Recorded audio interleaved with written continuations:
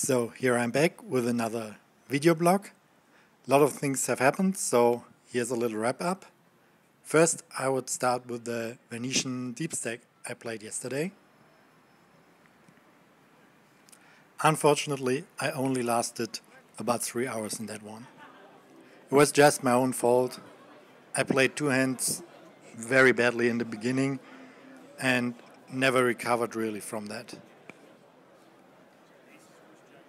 Would have loved to stay longer in what have turned out to be the largest Venetian deep stack ever, with 1,054 people.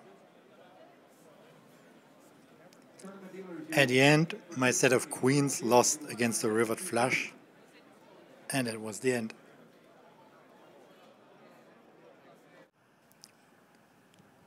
As I was still unhappy about my bad play, I decided not to play another Aria tournament in the evening or sit down at a cash game table on that day.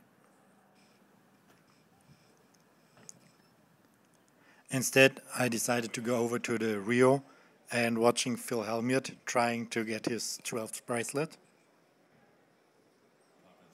And it looked very good until the heads up, when he had a 5-1 chip lead and finally lost again to came in second for the third time in this WSOP. So this morning I went to a free poker lesson with Any Duke, which was provided by Bad Beat on Cancer. They just want you to either donate $20 or pledge 1% of your future winnings for that. And it was a very entertaining hour.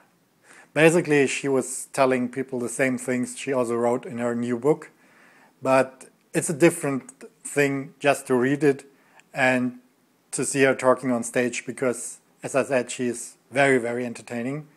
And I just give you a small example to see what I mean. Phenomenal player, clearly one of the best in the world.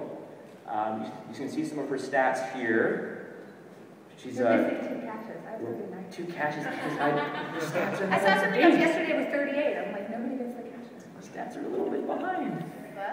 I only have 45 minutes, so if you want more, you're going to have to go to the book. But today I'm going to cover some pre-flop concepts. Particularly, I'm going to go over position really quickly, and then I'm going to talk about raising a little bit.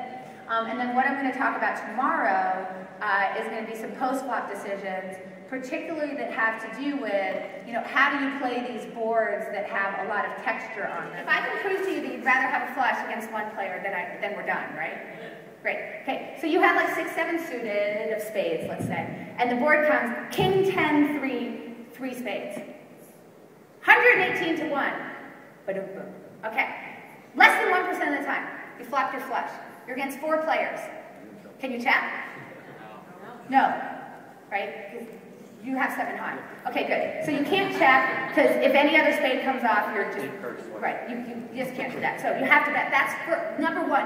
You flopped your dream hand and you don't have options. Like a $1 game, or I think it was the free market, like $1 3 game. And I was just as passionate about the game then as I am now, and I wasn't any good. So because for me it was about unlocking this problem. Like, how do these beautiful pieces of this puzzle fit? So this afternoon there will be the 2+2 party at the Wynn, but I think I will go there only for a short time because I plan to play the Aria tournament at 7 p.m. again. And then for tomorrow there is my second Venetian deep stake, which I will hopefully play better than the first one. Until then, see you and have a good night.